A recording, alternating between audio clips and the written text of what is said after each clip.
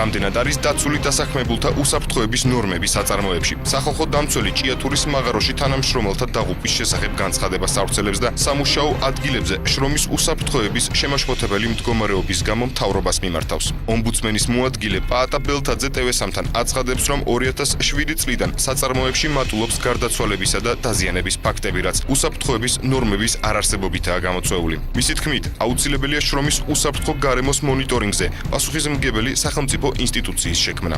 ასეთ ტიპის საწარმოებში და ზოგადად შრომის უსაფრთხოების გამო საქართველოში შეიძლება ითქვას არის კატასტროფული ვითარება, თუ არ ჩავთვლით გარკვეულ გამონაკლისებს ფაქტობრივად დამსაქმებელები არ არიან დავალდებულები და არ არსებობს რეგულაციები, რომლებიც მათ დავალდებულებდნენ, რომ უნდა შექმნან რეალურად შრომის უსაფრთხო გარემოები, ვინაიდან დასაქმებულ ადამიანებს მიეცეთ ნორმალურად მუშაობის შესაძლებლობა და იყოს ძალიან დაბალი რისკები შესაძლო უბედური შემთხვევებისა.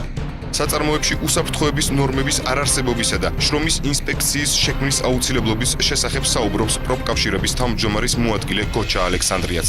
მისი თქმით, ბოლოდროინდელი უბედური შემთხვევები საწარმოების შიდა ნაგებობების, ხელსაწყოებისა და ელექტროგაყვანილობის გაუმართავობითაა განპირობებული. მისივე განმარტებით, ჭიათურის მაღაროში შრომის უსაფრთხოების კუთხით განსაკუთრებით ცუდი მდგომარეობაა. ეს ორი ადამიანი დაიღუპა ისეთ შემთხვევაში, რა შემთხვევაშიც, რომელიც შემთხვევაც უბრალოდ არ დადგებოდა ევროპაში. სანამ რაღაცას გაბურღავ და სანამ რაღაცას მოანგრევ, უნდა წინასწარ ჩატარდეს იმისი, ასე ვთქვათ, მოსინჯვითი, რაღაცა დაზვერვითი სამუშაო, რომ იქ ხომ არ არის წყალი დაგროვილი, იქ ხომ არ არის რაღაცა ისეთი მდგომარეობა, რომ ჩამოინგრეს. სამწუხაროა, მაგრამ შრომის ინსპექცია არ არსებობს ქვეყანაში, ჯერ კიდევ ლაპარაკია მხოლოდ შექმნაზე.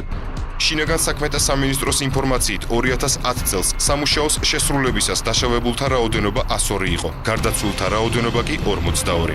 2011 წელს დაშავებულთა რაოდენობა 127 იყო, გარდაცვლილთა 54. 2012 წლის მონაცემები დამუშავების პროცესშია.